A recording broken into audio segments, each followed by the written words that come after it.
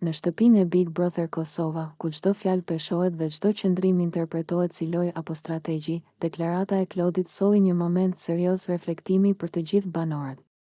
Në një bisedë të hapur dhe pa shumë rrotullime, Klodi u shpreh qartë: "Në rast se më cenohet lidhja që kam jashtë, unë dal direkt nga Big Brother."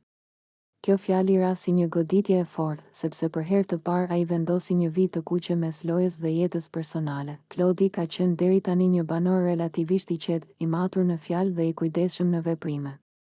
Megjithatë, situatat e krijuara në shtëpi, aludimet, flirtet e interpretuara dhe komentet e vazhdueshme nga banorët e tjerë e kanë vënë atë në një pozitë të ndjeshme.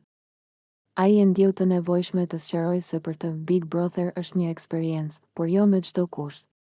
Lidhja që ka jashtë shtëpisë mbetet prioritet absolut dhe mbi çdo lojë, nominim apo famë. Kjo deklaratë shkaktoi reagime të ndryshme mes banorëve.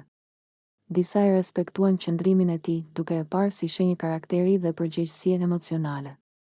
Të tjerë, megjithatë, e panë si një lloj presioni apo paralajmërimi, duke komentuar se Klodi po vendos kufi që mund ta izolojnë nga dinamika e lojës.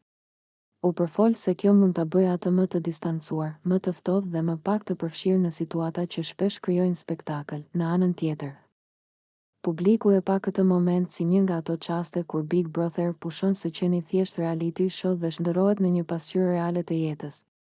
Vendimi për të lënë lojën, nëse preket diçka kaq personale, tregoi se jo të gjithë janë të gatshëm të sakrifikojnë gjithçka për qëndrimin brenda shtëpisë.